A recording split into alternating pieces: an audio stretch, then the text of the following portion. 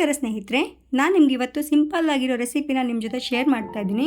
ನೋಡಿ, ಇದು ಎಣ್ಗಾಯಿ ಬದನೆಕಾಯಿ, ಸಣ್ಣ ಸಣ್ಣ ಬದನೆಕಾಯಿ ತೊಗೊಂಡಿದ್ದೀನಿ ನಾನು. ಇಲ್ಲಿ ಈ ಬದನೆಕಾಯಿಂದ ಸಾಂಬಾರು ಮಾಡ್ಬೋದು, ಗೊಜ್ಜು ಮಾಡ್ಬೋದು, ಸಾಸಿವೆ ಪಲ್ಯ, ಹೀಗೆ ಅವೆಲ್ಲ ಸರ್ವೇ ಸಾಮಾನ್ಯ ಮಾಡೋದು. ನಾನಿವತ್ತು ನಿಮಗೆ ಡಿಫ್ರೆಂಟ್ ಆಗಿರೋ ಒಂದು ರೆಸಿಪಿನ ನಿಮ್ಮ ಜೊತೆ ಶೇರ್ ಮಾಡ್ತಾ ಇದ್ದೀನಿ. ನೋಡಿ, ಇಲ್ಲಿ ನನಗೆ 4 ಬದನೆಕಾಯಿ ತೊಗೊಂಡಿದ್ದೀನಿ, ಜೊತೆಗೆ ಹುಣಸೆ ಹಣ್ಣು, ಜೀರಿಗೆ, ಬೆಳ್ಳುಳ್ಳಿ ಬಿಲ್ಲೆ ಒಂದು 4 ರಿಂದ 5 ಬಿಲ್ಲೆ ತೊಗೊಂಡಿದ್ದೀನಿ, ರುಚಿಗೆ ತಕ್ಕಷ್ಟು ಉಪ್ಪು, ತೆಂಗಿನ ತುರಿ, ಅರಿಶಿನ ಪುಡಿ, ಹಸಿ ಮೆಣಸಿನ್ಕಾಯಿ 4 ರಿಂದ 5 ತೊಗೊಂಡಿದ್ದೀನಿ, ಜೊತೆಗೆ ಒಂದು ಅರ್ಧ ಈರುಳ್ಳಿ ತೊಗೊಂಡಿದ್ದೀನಿ. ಇದಿಷ್ಟು ಬಳಸಿಬಿಟ್ಟು ನಿಮಗೆ ಆ ರೆಸಿಪಿ ಏನಂತ ಹೇಗೆ ಮಾಡೋದು ಅಂತ ಹೇಳ್ಕೊಡ್ತೀನಿ, ಬನ್ನಿ. ಇದಕ್ಕೆ ಬದನೆಕಾಯಿ ಕೊಳಂಬು ಅಂತ ಹೇಳ್ತಾರೆ. ನೋಡಿ, ಮೊದಲಿಗೆ ನಾನು ಹುಣಸೆ ಹಣ್ಣನ್ನು ಆಲ್ರೆಡಿ ಒಂದು 10 ನಿಮಿಷ ಮುಂಚೆ ನೀರಲ್ಲಿ ನೆನೆಸಿಟ್ಟಿದ್ದೀನಿ. ಈ ನೆನೆಸಿಟ್ಟ ಹುಣಸೆ ಹಣ್ಣಿನ ನೀರಿಗೆ ನಾನು ಬದನೆಕಾಯಿನ ಚೊಕ್ಕ ಮಾಡಿ ತೊಳೆದು ಚೊಟ್ಟೆಲ್ಲ ತೆಗೆದು ನೀಟಾಗಿ ಹೋಲ್ ಮಾಡಿ ಇದಕ್ಕೆ ಹಾಕೋತೀನಿ. ಜೊತೆಗೆ ಅರ್ಧ ಚಮಚ ಅರಿಶಿನ ಪುಡಿ ಹಾಕೋತಾ ಇದ್ದೀನಿ. ಜೊತೆಗೆ ರುಚಿಗೆ ತಕ್ಕಷ್ಟು ಸ್ವಲ್ಪ ಉಪ್ಪು ಹಾಕೋತೀನಿ. ಮತ್ತು ರುಬ್ಲಿಕ್ಕೆ ಮತ್ತೆ ಹಾಕಬೇಕು. ಸ್ವಲ್ಪ ಬೆಲ್ಲವನ್ನು ಹಾಕಿಬಿಟ್ಟು ಚೂರು ನೀರು ಹಾಕಿ ಇದನ್ನು ಬೇಯಕ್ಕೆ ಇಟ್ಕೋಬೇಕು. ಇದ್ರ ಪಾಡಿ ಬೇಯ್ತಾ ಇರಲಿ. ಅಷ್ಟರೊಳಗೆ ನಾನು ಮಿಕ್ಸಿ ಜಾರಿಗೆ ಒಂದು ಬೌಲ್ ತೆಂಗಿನ ತುರಿ ತೊಗೊಂಡಿದ್ದೀನಿ, ಒಂದೂವರೆ ಮುಷ್ಟಿ ಆಗೋಷ್ಟು. ಜೊತೆಗೆ 4 ರಿಂದ 5 ಹಸಿ ಮೆಣಸು ಹಾಕೋತಾ ಇದ್ದೀನಿ.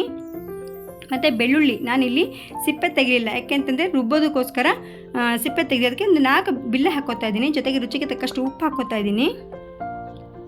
ಇವಿಷ್ಟು ನಾನು ಗ್ರೈಂಡ್ ಮಾಡ್ಕೊಂಡು ಬರ್ತೀನಿ. ನೋಡಿ, ಗ್ರೈಂಡ್ ಮಾಡಿ ಮಸಾಲೆ ರೆಡಿ ಆಗಿದೆ. ಈ ಮಸಾಲೆ ಬದಿಗಿಟ್ಕೊಳ್ಳೋಣ.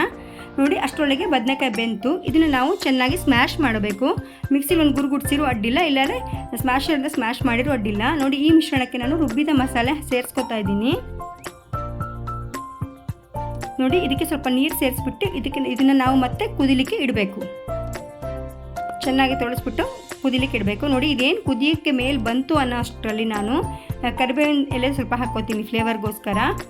ಕರಿಬೇವಿನ ಎಲೆ ಹಾಕಿದರೆ ಫ್ಲೇವರ್ ಚೆನ್ನಾಗಿ ಬರುತ್ತೆ. ಜೊತೆಗೆ ಹೆಚ್ಚಿದ ಹಸಿ ಈರುಳ್ಳಿ ಸಣ್ಣ ಹೆಚ್ಕೊಂಡು ಅದನ್ನು ಕೂಡ ಹಾಕ್ಕೋತಾ ಇದ್ದೀನಿ.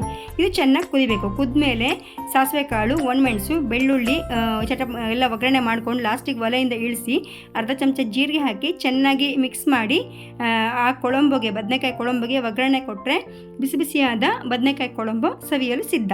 ನೀವು ಮನೇಲಿ ಒಮ್ಮೆ ಟ್ರೈ ಮಾಡಿ, ಈ ರೆಸಿಪಿನ ಟ್ರೈ ಮಾಡಿ ಹೇಗಿದೆ ಅಂತ ನನಗೆ ಕಮೆಂಟ್ ಮಾಡಿ ಫ್ರೆಂಡ್ಸ್. ನೋಡಿ, ಬಿಸಿ ಬಿಸಿಯಾದ ಬದನೆಕಾಯಿ ಕೊಳಂಬು ರೆಡಿಯಾಗಿದೆ. ಬಿಸಿ ಬಿಸಿ ಅನ್ನ ಜೊತೆ ಕಲ್ಸ್ಕೊಂಡು ತಿನ್ನೋಕ್ಕೆ ತುಂಬ ಚೆನ್ನಾಗಿರುತ್ತೆ ಫ್ರೆಂಡ್ಸ್. ಇವತ್ತಿನ ವಿಡಿಯೋ ಇಷ್ಟ ಆದರೆ ಲೈಕ್ ಮಾಡಿ, ಶೇರ್ ಮಾಡಿ, ಸಬ್ಸ್ಕ್ರೈಬ್ ಮಾಡಿ ಅಂತ ಹೇಳ್ತಾ ಮುಂದಿನ ವಿಡಿಯೋದಲ್ಲಿ ಸಿಗ್ತೀನಿ. ಅಲ್ಲರೂ ಟೇಕ್ ಕೇರ್, ಬಾಯ್.